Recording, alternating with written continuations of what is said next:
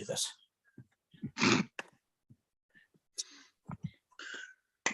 Good morning, ladies and gentlemen, and welcome into a new edition of SIN Sunday Sideline Report.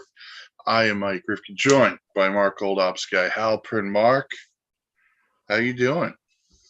Oh, Mike, it's like week one for me all over again. I'm ready for football today. It's week one all over again for the 8th time? Yeah, way too many times. We're in week 8 already? Yeah, well, pretty much. But I'm saying more or less, Dallas is getting a fresh new start today. Let's go. We will dive into that later. I know. We're going to have a fun conversation. I'm making the list. On that one. The list. The beautiful, beautiful list. All right. Well, let's start with news out of the NFC, in particular out of San Francisco, because Thursday night, we had a great football game. We covered it Friday night. But then something bigger happened, and an explosion happened. The San Francisco 49ers have completed a trade for Panthers running back Christian McCaffrey. And here's what is going back to Carolina. A second, a third, a fourth-round pick in next year's draft, the 2023 draft, and a fifth-round pick in 2024 is what Carolina is getting back in exchange for Christian McCaffrey, who is going to the San Francisco 49ers. Mark, I was having this conversation with my father the morning of, trying to think of good places, and this was one of the teams. I was like, the Niners play 6 or 7 running backs anyway. They need a guy to do it. Why not just put your eggs into the McCaffrey basket? San Francisco was the talked about team when we were doing the draft. Were they going to trade Debo to pick up draft capital to help build a team around Trey Lance? Well, unfortunately, that's not what happened in San Francisco. Trey Lance is out of the picture. Jimmy G is back in, and Debo hasn't really been much of a split wide. Now with the acquisition of Christian McCaffrey, can you imagine a package of Debo Samuel and Christian McCaffrey in the backfield? Because both of them not only can run the ball, both of them can catch the ball, but both of them know how to block. Yeah. And when you think the ball's going to one, they fool you and the ball's going to the other. And don't forget they have Kyle Juszczyk too, who's arguably the best fullback in the NFL. Agreed. So I think the other thing this shows, and we can talk about the Trey Lance part in a minute or so. This was the Niners' biggest Rams-like move.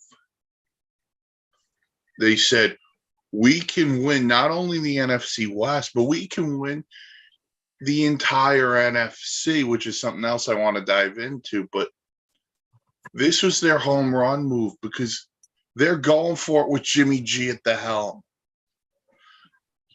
And that kind of leans into where I was just going to. I think this move, and people probably outside of San Francisco are going to hate this. I think this move makes the Niners the best team in the NFC. I think it makes them better than Philly. I think it makes them better than the Dallas Cowboys if they're playing at 100%. That being said, I'm not going to say that team statistically and on paper, it looks better than Dallas. Absolutely. I'm not going to disagree with you. But it's a big question on what – I mean, we know that San Francisco is going to have a small package for McCaffrey today. He will be out there something around And they said 10 to 20 plays at the most. So you can figure that to be decoy a little bit, good blocker in the backfield to give Jimmy Garoppolo a little bit of time. But they had to have been planning on this and getting packages ready, because now Christian McCaffrey is with Kyle Shanahan. And Kyle Shanahan knew somebody very, very close to Christian McCaffrey.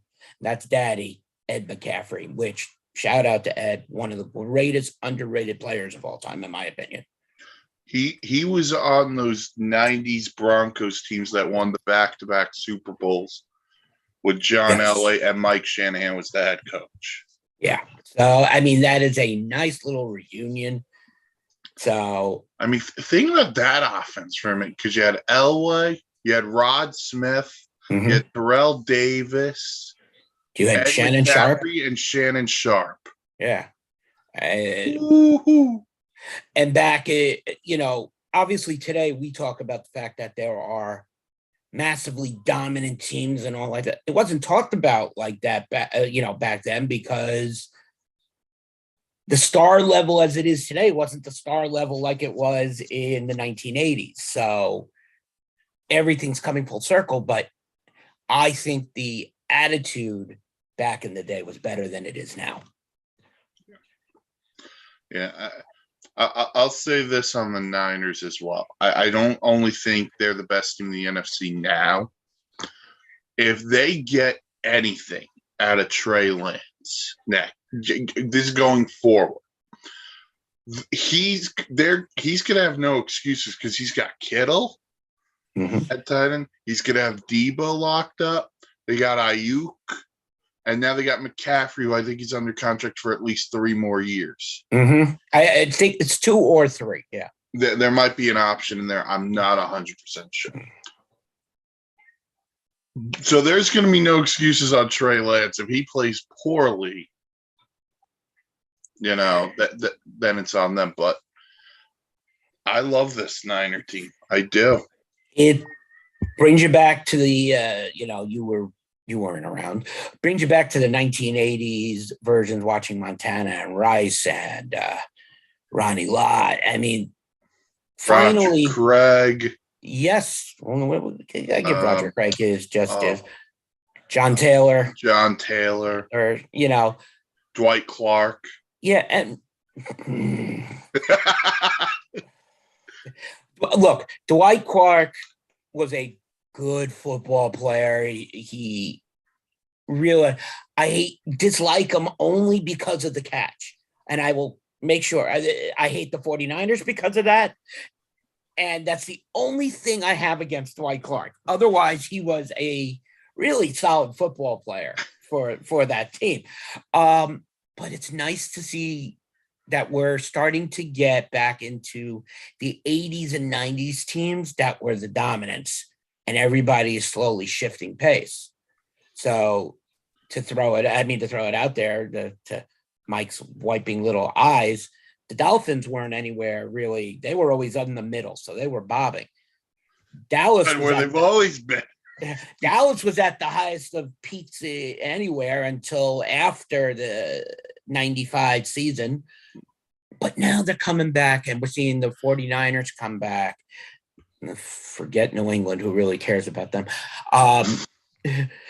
But I would like to see the version of the 80s and 90s dominant teams back, and the battles start all over again. I have one request for the Niners, and that's it. This is my last request. Just go back to the throwbacks. Only wear the ones from the 80s, the jerseys from the 80s. Let's roll. Let's roll. All right. So the Niners trade for McCaffrey. We were having this conversation before we went live. Was I don't understand how the Panthers couldn't get a first out of this. I guess people are going to say, well, they got a pretty good haul back. I get it, but boy, a first would have been nice. Now, I do know the Niners do not own their own first. That is owned by the Dolphins as a part of the Trey Lance trade. But I'm still going to digress it. You know, when you brought it up to me last night, I shook it off, saying, "No, you have to look at what the guy has performed, and he's been injury, but so what they got was good." But and even said this to you 20 minutes before we went live. I was still a little bit iffy. But you know what? When I look at it, I think there should have been a first. Now, I'm going to agree with you. I normally have no problem picking a fight and going into a topic. And it's not that I want to get to other stuff over this. This is as important as it is anything else. And I rarely change my mind. But as I look at the trade and you look at it close up and you look what they got, why wasn't a first included and then drop some of the other parts? Get a first, get that fifth, and maybe get a fourth. Forget about the second and the third. I mean, or just drop the second, get a third. That too. I mean, that doesn't matter to me. It's just for me the player. That's what we're talking about. We're talking about the player, and there are very few guys who. I shouldn't say very few. There's a lot of guys now who go for a one or a couple of ones, or a 1 and a 2. And I get it. I think the value of running backs has changed over time. But I think Christian McCaffrey is a game changer. I really believe that for the Niners. Reminds me a lot of LaDainian Tomlinson, guy who is not afraid to get hit, as we've seen. He's not afraid to take a hit. Yeah. And a guy who is easily to get you 6 or 7 receptions a game and get you 60 to 80 yards on the ground. Like Mike said, unicorns don't show up on your field that often. Shout out Shohei Ohtani and other unicorns. All right. Speaking of the Panthers, it's been reported that it's a fire sale in Carolina. Matt Rule's already been fired. Robbie Anderson had a hissy fit on the sideline, and then he got shipped out to Arizona. McCaffrey's now out. The question's going to be who's next. Now, Adam Schefter had reported Brian Burns has been a guy people have talked about. They want at least 2 firsts for him. But in reality, what that tells me is they really just want to hold Brian Burns, right, as a guy who's a long-term solution to what they got there. I think the guy who's next has to be DJ Moore. You just signed him, though. I know, but he's the only. I don't want to say he's the only guy of value. You're not going to trade your young corners in J.C. Horn, Dante Jackson, or Jeremy, not by the hair of my chinny chin chin. Now, that Carolina Panthers defense is coming back. Yeah, that's good. But I think DJ Moore, even though he's under contract and you just signed him, you can get, I think, a decent haul back. And I'm thinking of one team in particular who should be making the call. A team who may or may not have traded a receiver in the offseason. A team who, to be frank, through 6 weeks has been very disappointing. A team whose quarterback, who knows the future of? Really? Mark Rippon. That's Daddy. Brett Rippon, really? Oh yeah, Brett Rippon. Well, we'll talk about that. We can talk about that in a minute. I'm talking the Packers. Oh, I thought you were going Denver. No. Listen, PSA, Denver, I apologize for what I'm about to say, but the Denver Broncos do not deserve any more primetime games, and they don't deserve a minute to be talked about on the show. Okay. So I'm going the Packers. Let's see, the only issue, like I said, is you just signed the guy and you gave him a decent amount of guaranteed money in that contract. They're not going to just give him away without being able to recoup at least 2/3 of that guaranteed money. And that's why I think teams are not going to call on DJ Moore right away. He is probably the only player left from the entire rebuild, and drafted number 1 years about what was it, 4 years ago? He was drafted number 1. Because if they had the sign, that would have been 4 years ago. Okay, so the question becomes is what's the point? Where are we going from here? And you look at, like Mike said, you're not going to give up any of those young corners, good line. But if you're going to be sacrificing everything now, you have 2 decent offensive linemen. I'm not saying they're game changers, but you got 2 decent offensive linemen on the upper and lower tiers on the left and right tackle. That's probably the only 2 positions I think they'll trade to that or left. Listen, if Taylor Moton's available, I would jump on that. Thank you for quoting the name, because I was stuttering for it right now, and I don't know how I didn't have it in the note. Thank you. No problem. So what we do. So Carolina has begun its fire sale. The trade deadline is a week from Tuesday. So we'll see what happens there. But we also had a trade request come down this week.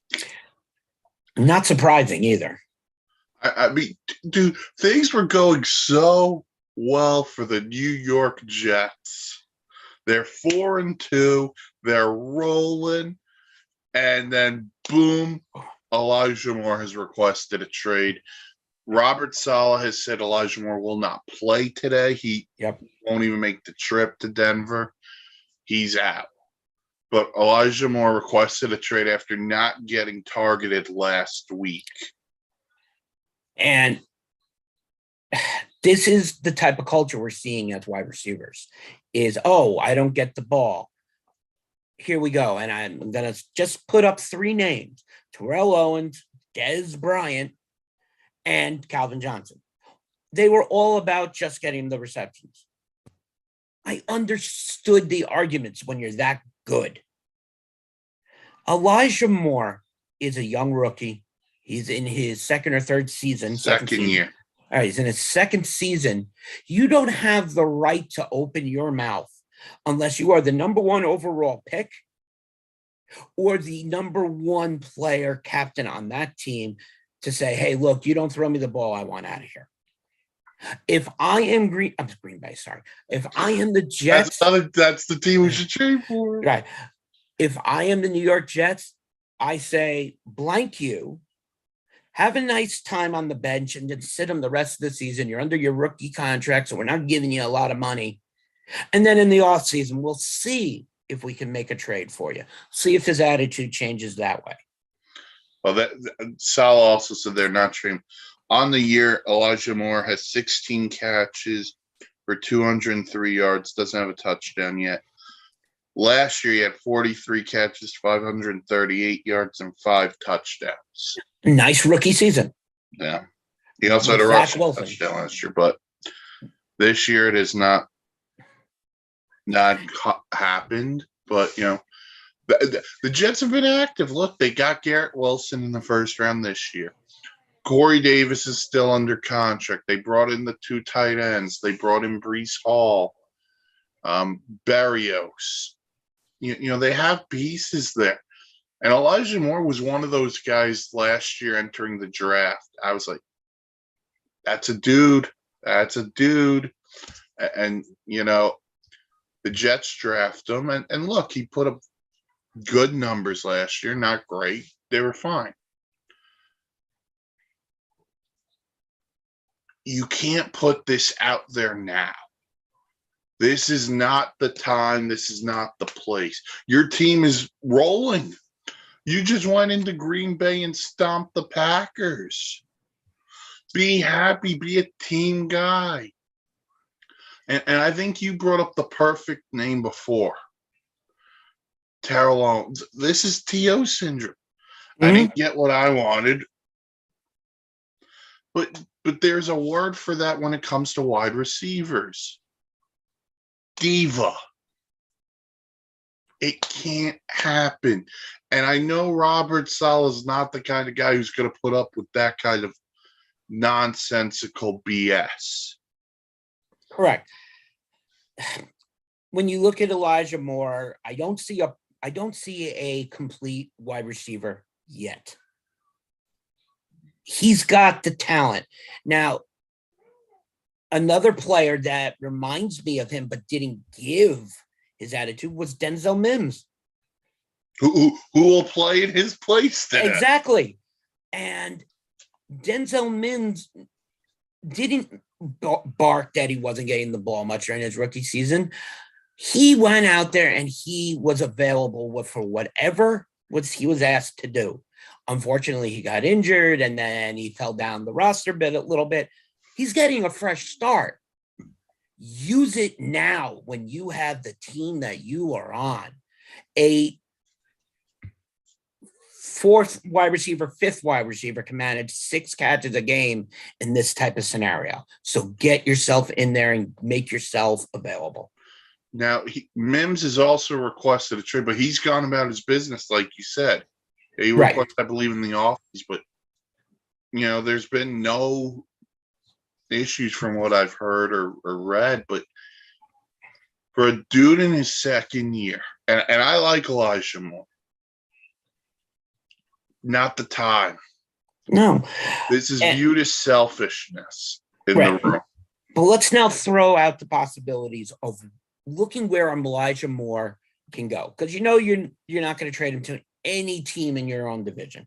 So that really rules out a lot of the AFC, in my opinion, except maybe Denver or even KC could have interest. But it would be an NFC move. To me, right now, I mean, do you want another trouble on my sideline? No, but I think there are Dallas players there who can get this kid under control and get him acclimated. One of those people would be Noah Brown, who has been with the Cowboys, and he's been the last receiver down to the practice squad, and now is the legitimate second wide receiver, third wide receiver on this Dallas team. If you take your time and you eat your cereal, you're going to get where you need to get to where you want. By jumping and flipping and being a freaking baby doesn't do it. I think there's a lot of teams that make sense. I think, again, Green Bay. Any receiver out there, I'm going to float the Packers out there. You have to. The Rams could use a receiver, especially if they don't bring back Odell Beckham, which he's still out on the market. But the news out on him from Adam Schefter the other day is that he is over a month behind in his ACL rehab, and he will now not be ready until mid-December. But wow, he has to be signed by a certain date to be playoff eligible. That's why he's doing it mid-December. Has to be before week, I think, 16. So he's ready mid-December. Mid-December, let's just take only the division leaders, because that's the only ones who are going to go after him to get that extra weapon. So you're looking at Dallas. Who the hell knows what's going to be in the NFC Central? The NFC South is just a mess also. The NFC West, you got the Rams. Take us through the AFC, where he could possibly go. You got the Bills, which, Von Miller has said.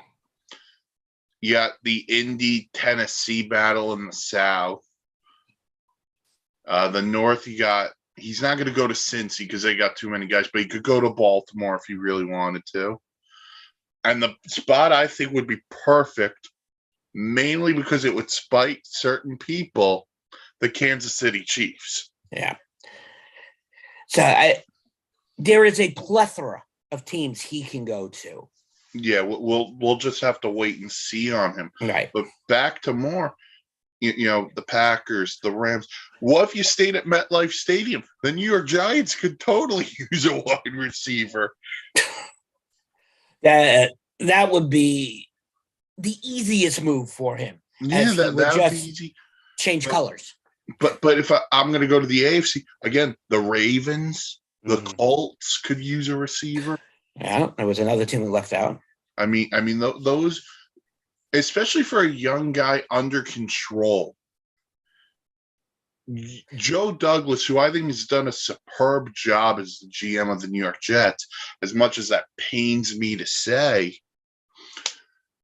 he's going to have his pick of takers, whether it's now, or into the offseason, and maybe this is a draft day deal where they say, all right, maybe we move up a spot or two and we move this guy with you.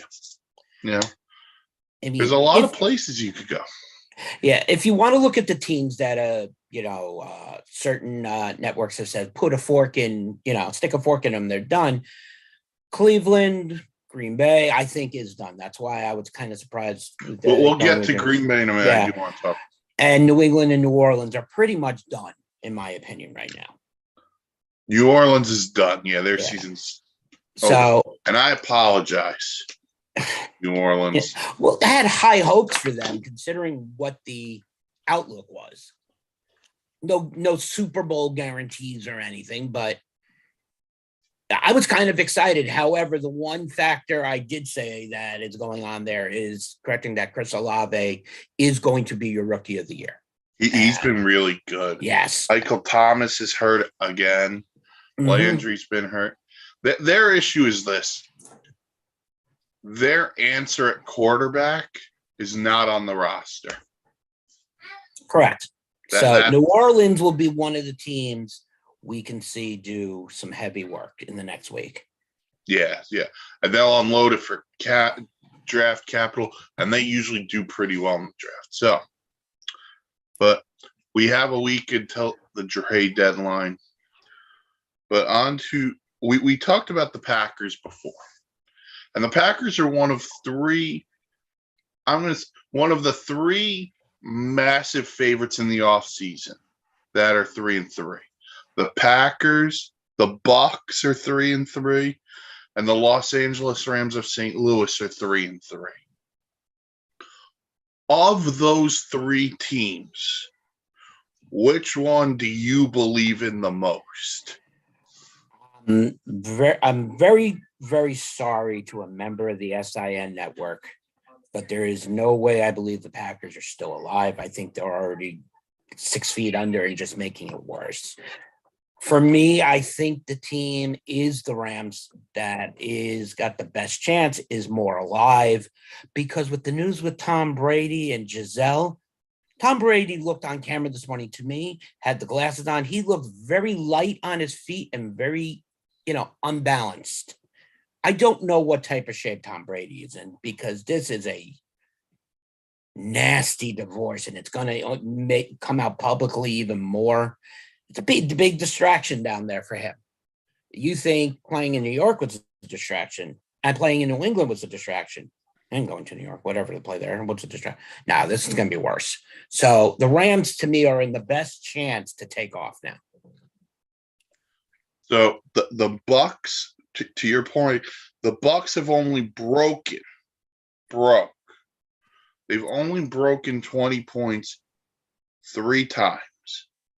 Broke it twice, hit 20 on the spot once. That was against the Saints, where a pick six sealed the deal. When the Chiefs beat them on that Sunday night, 41-31. And then a couple of weeks ago, they beat the Falcons 21-15, where if they didn't call that stupid Grady Jarrett roughing the passer, the Falcons would have gotten another opportunity to score, to get the ball and potentially win the game. And then last week they lost to the Steelers 20-18. So this offense hasn't scored. This offense hasn't worked. And when you need the defense to make a play, they haven't for the most part. They lost to Mitch Trubisky last week. Actually, let me rephrase that. They lost to Mitch Trubensky last week, because since he got benched for Kenny Pickett. My answer is actually going to make someone at the network pretty happy. The team I do believe in the most is the Green Bay Packers. Now, I get it. I'm a total fool, and I will gladly admit to being a total fool. But Tom Brady looks like father time has caught up to him. I don't know what the hell's wrong with Matthew Stafford. And up until last week, I could have put an APB out for Allen Robinson because he was a total missing person. As much as I like the Rams, it's just I need to see it happen before I say they're back. They're struggling with everybody. They struggled with the Panthers last week, and the Panthers were playing PJ Walker at quarterback. Now, I get it. The Packers have really struggled, whether it was against the Jets, whether it was against the Vikings week 1. But I know this. I don't think there's a player who will put more pressure on his own team to make a move than Aaron Rodgers, because here's my hypothetical that'll make someone angry. And I brought this up on this week's Wishbone. Aaron Rodgers, forget if they miss the playoffs, I'm not going to even bring that up. Let's say they make it, they're one and done. Aaron Rodgers is going to be like, all right, I played 1 year without Devontae Adams, and it really sucked. I want out of Green Bay now. I was nice to re-up here. And you didn't have to. You've literally screwed me in a different kind of way. I want out. I'm going to pull, and if you don't trade me, I'm going to pull a Brett Favre. I'm going to retire, and then I'm going to come back and make it messier than it could be. And then I may or may not think about stealing welfare. But I think the Packers have to do it because of the talent they have on the other side of the ball. Listen, I think they'll win today. They'll beat Washington, which is a complete dumpster fire of a football team. I'm a believer in the Packers. I don't know why. I don't have a real reason outside of Aaron Rodgers is really good. Matt LaFleur should be smart. I think it's the Packers. Also because there's only one team in that division I trust outside of them, and that's Minnesota. Like, the South is a crapshoot because Tampa's really the only team, even though Atlanta's hung around. The West, the Niners, I think, own the Rams. I never believed in the Cardinals. I don't think they're any good. And the Seahawks have played better than I thought they would under Pete Carroll. And it's also the first time for either Sean McVay or even Matt LaFleur that either one is being really questioned during a regular season. So how you respond is going to be the ultimate. And very true there.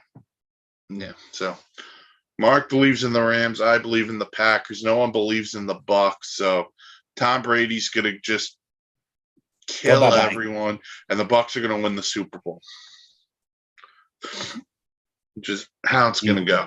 All right. All right. Week 7 also sees 2 quarterbacks returning from injuries. Dak Prescott returning to the Cowboys off. It was his thumb, correct? Yes, he had broke his thumb, had a plate and screws put in. He is ready to go. All right. Dak is back from thumb surgery. And on Sunday night, it'll be the return of Tua Tagovailoa to the Miami Dolphins when they play the Pittsburgh Steelers. There's a lot of irony in that because of who's going to be on the sideline for the Steelers and Brian Flores, which I don't think a lot of people have talked about at this point, but it seemed to have taken a little bit of the back burner. Yeah, it's taken to the back burner, but whose return, Mark, is more important to their team? Fair enough. Dak Prescott is definitely the answer. You're looking at a quarterback taken in 2016. Not much, he was heard, his name heard of stuff coming where he did. When he was drafted by Dallas, I was like, okay, that's something maybe for the future. But then what happens? Drew excuse me. New England problems happen. Your star quarterback gets hurt. Your rookie quarterback comes in, and your rookie quarterback just lights it up. Tony Romo didn't know what happened. He lost his job faster than he could even have thought he had it. Over the first 5 seasons, Dak Prescott has been consistent. Now, you want to say consistently injured? Okay, I'll fare well with that. But he's also been one of the best quarterbacks in football. To just give you an idea why he's so important to Dallas, he throws for an average of 270 yards a game and a 3 to 1.275 interception rate. I mean, that's just disgusting. I mean, that's good. But he also brings you something that a lot of quarterbacks nowadays have, but didn't, is the option to run the ball and throw while on the run and get his whole team involved.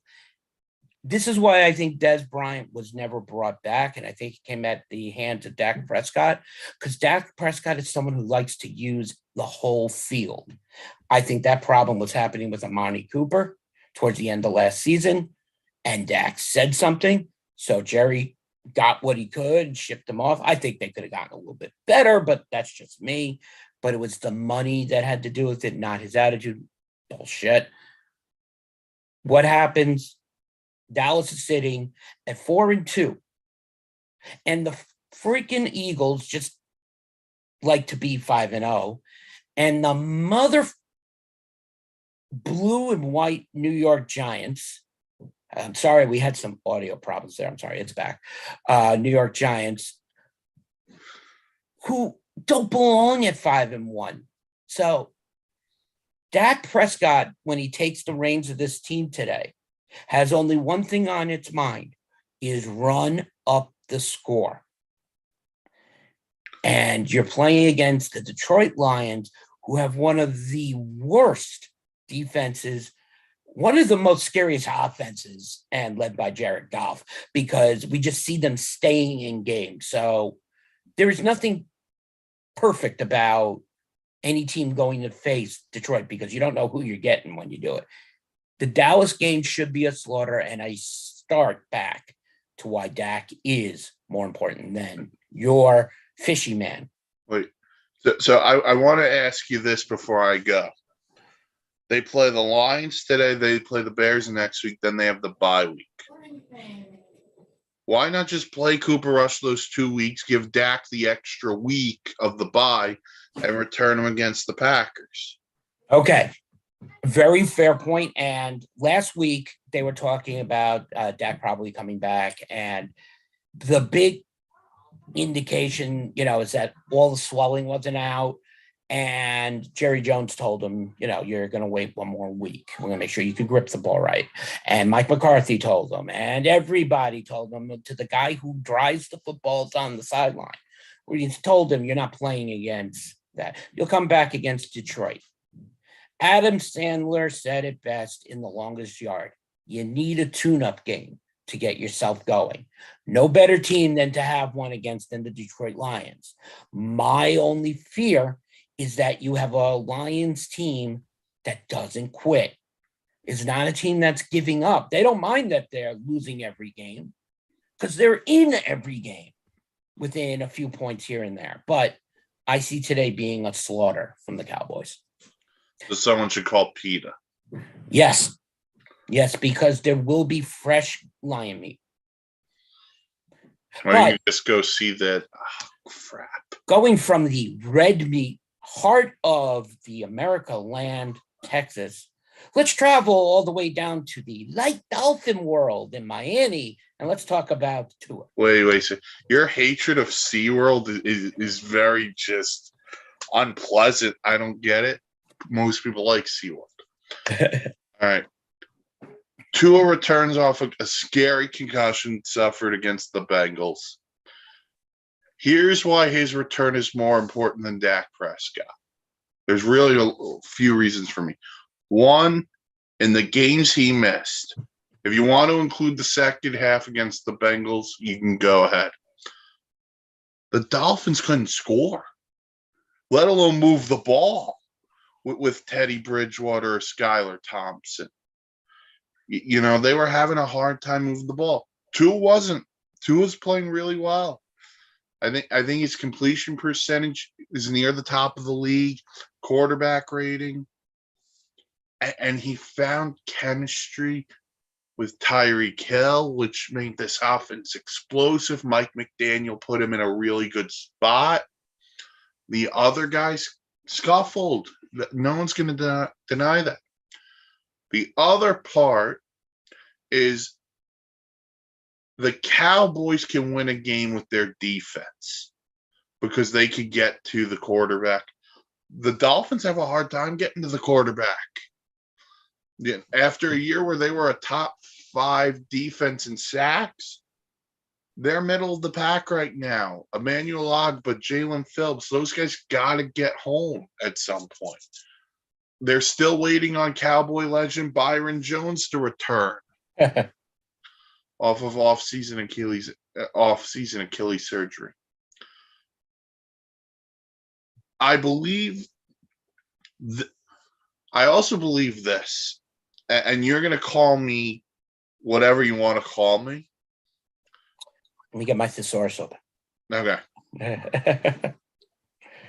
I think there's more pressure on Dak to perform than there is Tua. Now, I will say that because of this reason, Tua he's either the guy or he's not after this year. No one knows. If Dak Prescott struggles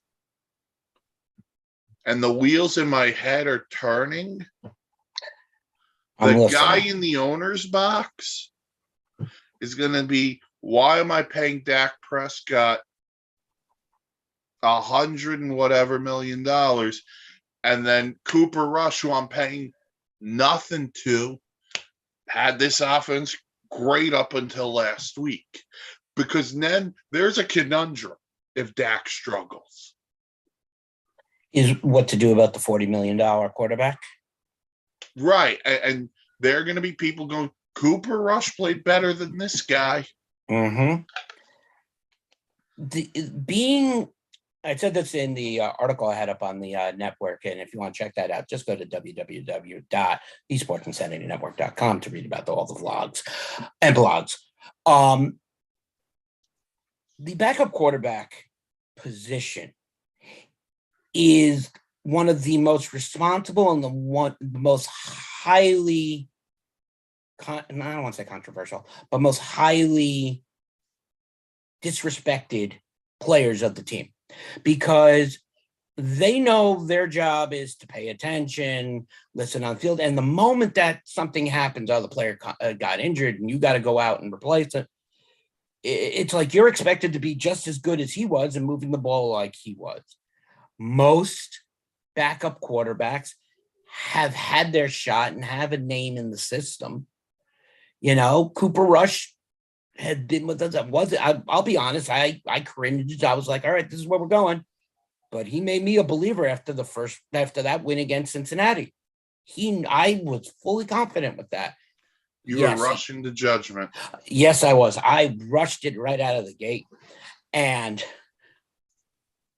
your answer about Tua is a very good question.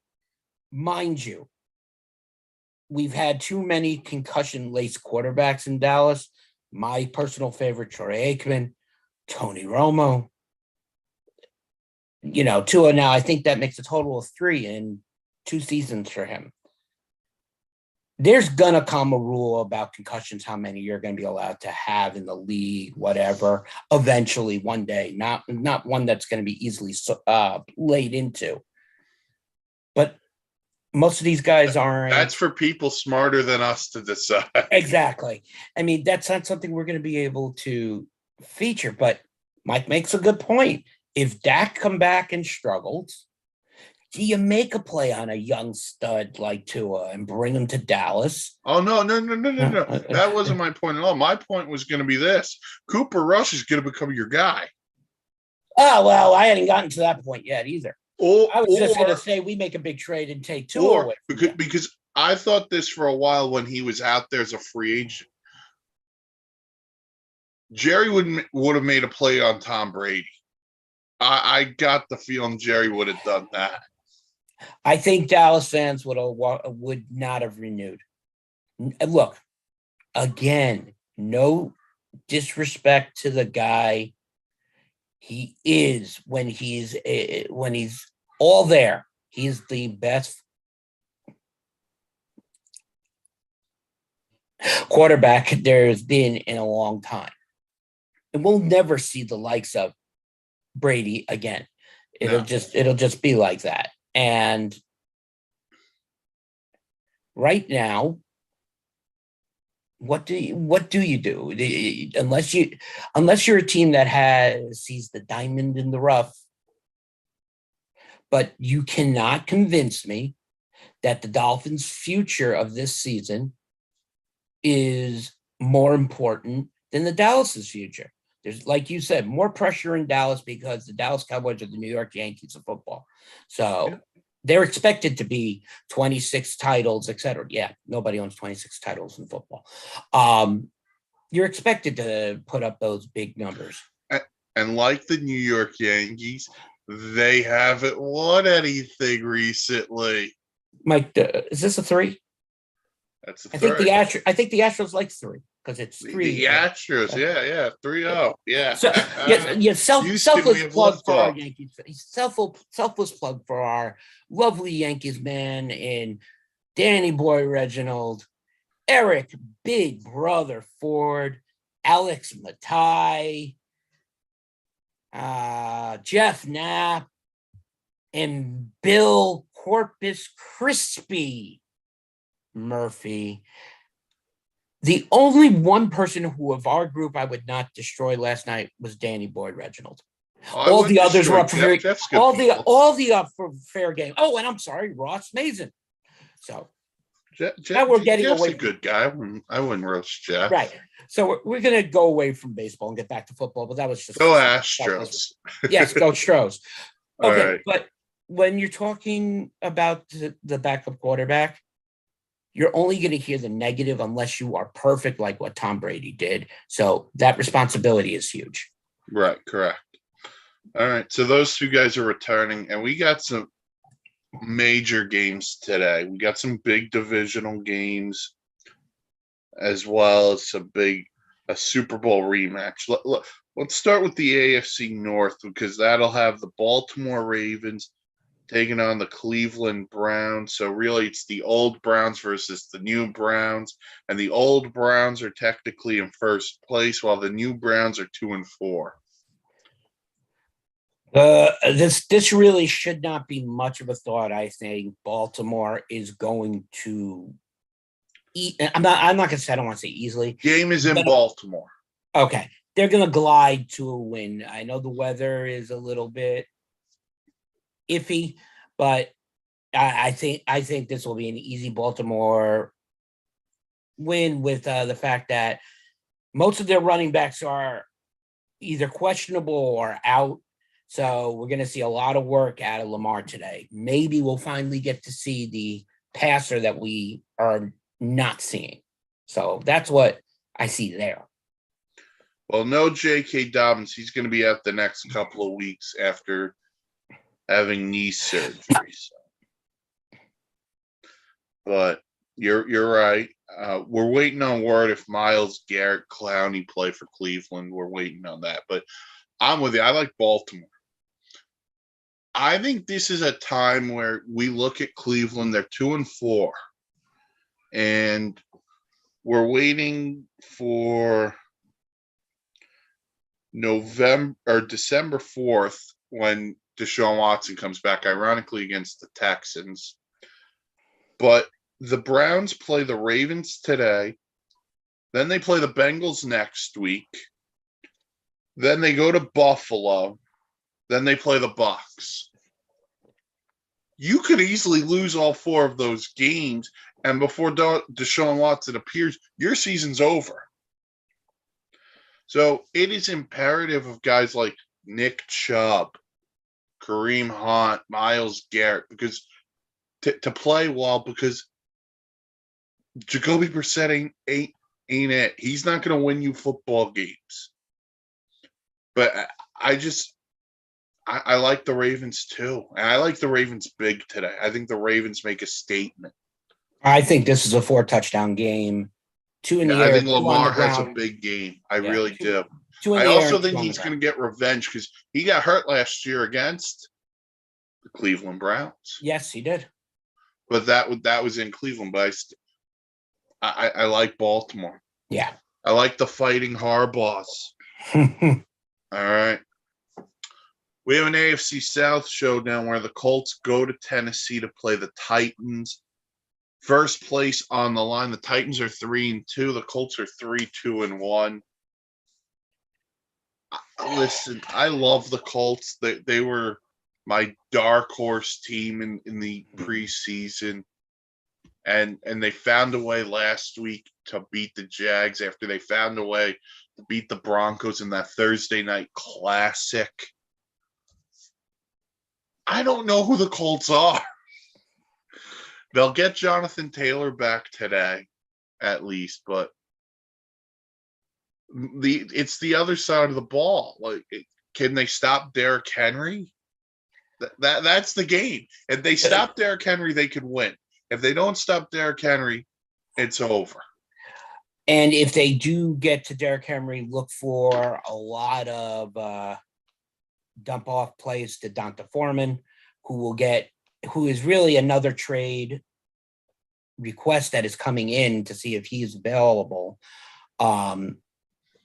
So he'll get his time today. But you're right. Derrick Henry is set up like Jerome Bettis here, and all he has to do is just run over the line and keep pushing. If they can't run, yeah, I don't see it being a chance. Yeah, so that's big game in the AFC South. And then the game that really should be Sunday night tonight. I'm going to make this as the plea. We have a Super Bowl rematch from a couple of years ago when the Chiefs go to San Francisco to play the 49ers. We mentioned earlier McCaffrey's probably going to play about 10 to 20 snaps, was the report. I'm going to say this. I'm going to probably eat some heat for this. Even though they lost last week to the Bills, I think we learned a lot about the Kansas City Chiefs. And not all negative. Because it took them a while. Juju had a game, finally. Valdez-Scantling is okay. It looks like the kid from Rutgers, Pacheco, he's going to get the start today at running back. Patrick Mahomes is really good at football. That's something we learned last week. So, as much as that loss is a little deflating for some, the Chiefs are still the Chiefs at 4-2. And the Niners at 3-3, like the rest of the NFC West outside of the Cardinals, who are 3-4. But this is going to be really interesting. Fun game. It's going to be a fun game. It's, like you said, the Super Bowl matchup, but also it's not the same old players. There's a lot of new personnel coming into this game. So that's what makes it, and a game that should be made for a Sunday night, Monday night, whatever, primetime game. Don't get me started on the Monday night game for this week. Thanks. You have no interest in Bears Patriots? No, I don't. I'm going to be happy and with you on SIP Monday. Oh yeah. Oh, that's right. We're going to celebrate Astros win. Yes. One way or another. All right. They're going to get you. They're going to get you. They're going to get you. So the real Sunday night game is Dolphins Steelers in Miami. Listen, I want to focus on the Brian Flores return for a minute. I do. Because I think it deserves to be talked about a little bit more. Brian Flores was 24-25 in his 3 years as the Dolphins head coach. He was then fired. The lawsuit, we all know what's come out since. Stephen Ross wanted Sean Payton, Tom Brady on the boat. That there's this whole ordeal. I understand that Brian Flores was not the biggest supporter of Tua Tagovailoa, and the front office was, and Brian Flores wanted Deshaun Watson, and there was this whole head-on collision. That's fine. Brian Flores deserves respect tonight from the Dolphin fans because what he did with a roster that was made to tank, he made the most of it. And whether you like him or not, even though 2 years ago they had a chance to make the playoffs, they go into Buffalo the last week of the season and they crap the bed. Simple as that. They weren't supposed to be there in the first place. Embrace what Brian Flores had.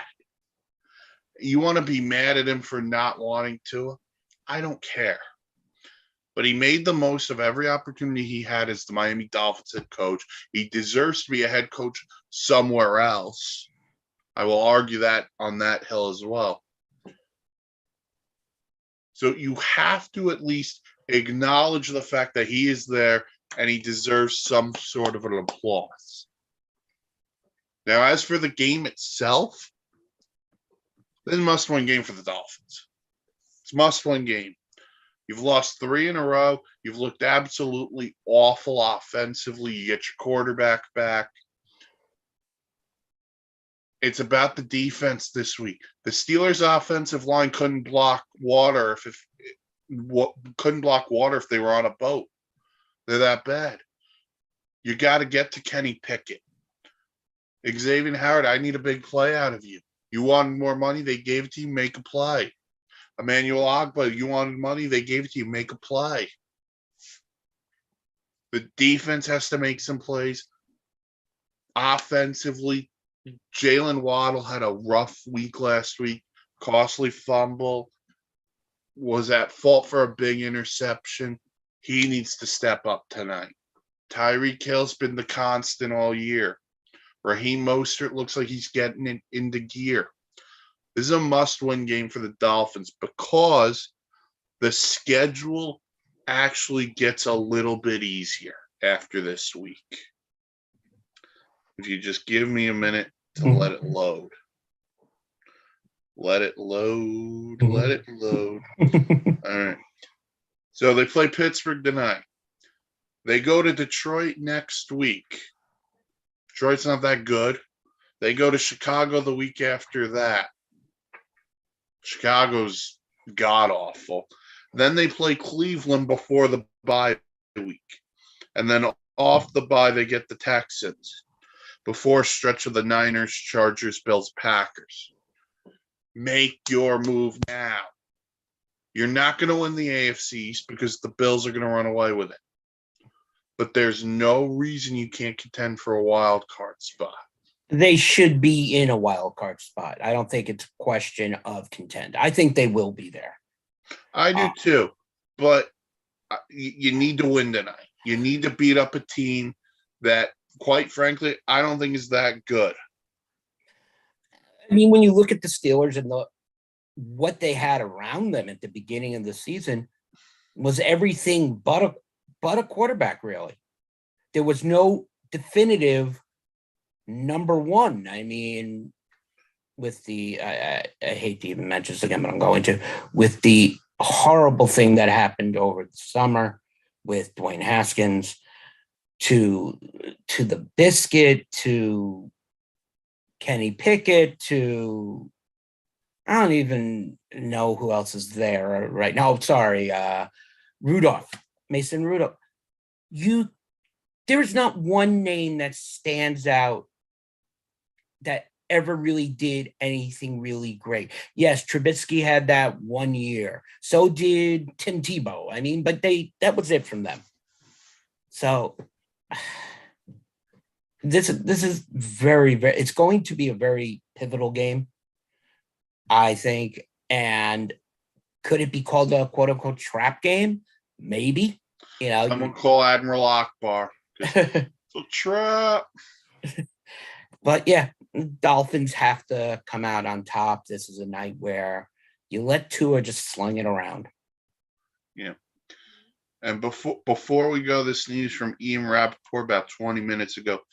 Big name wide receivers generating trade interest. Brandon Cooks of the Texans has been the target of multiple calls. Talking about the Steelers, don't go chasing Claypool has been in focus, but is not expected to be in a deal barring a shift.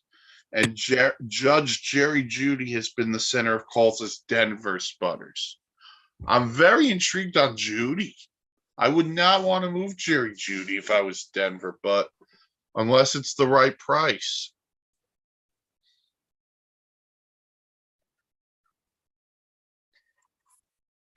Sorry, I apologize. My audio went out. You're okay. But Jerry Judy's the one that I'm kind of looking at and going, that would interest me. Claypool, not so sure about. And if they don't deal him, that's not a shot. Brandon Cooks is the king of the trade deadline. He's been dealt multiple times throughout his career. It's just weird that the Texans would do this now, but who knows? Trade deadline's a week from Tuesday. And we should enjoy the time until then. But that'll do it for this edition of SIN Sunday Sideline Report. Check out the SIN social medias. Check out the website, www.thesportsinsanitynetwork.com, for blogs, vlogs, planes, trains, and automobiles. Please tell me that fixed it. Oh. All right. Thoughts on the trade deadline? Nope, you can't hear me. All right. For Mark Goldop, Sky Halpern, I am Mike Rifkin. We will talk to you guys next week on SIN Sunday Sideline Report. Have a good day. Enjoy the football and namaste.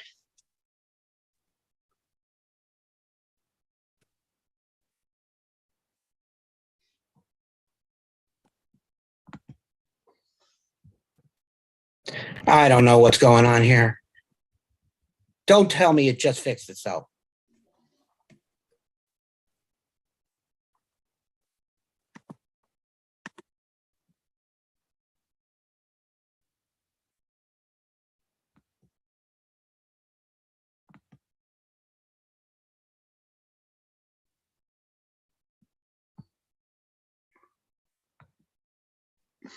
There we go.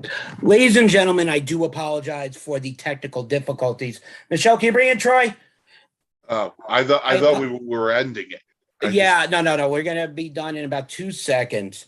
So we've had on our show, in the baseball card show, we have had Charlotte Helen Halpern join us for just a few minutes for a explanation on baseball cards. We're just going to be ending our show with a visit. Hold on. Hey, bud. I apologize. Come on. Oh.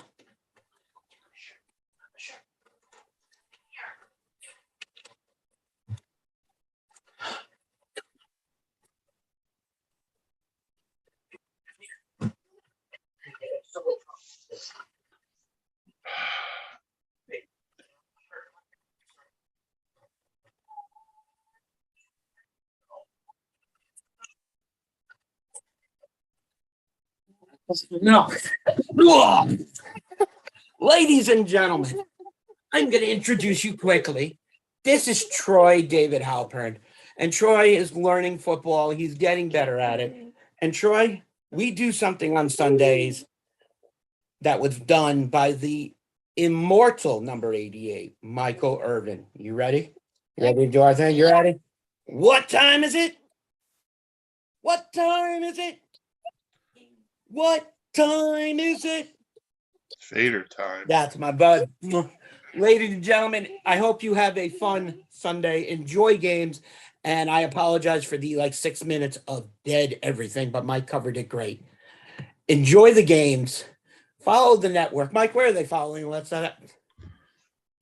Follow the networks on the socials. Go to the website, www.thesportsinsanitynetwork.com, for all the good stuff. Blogs, vlogs, planes, trains, and automobiles.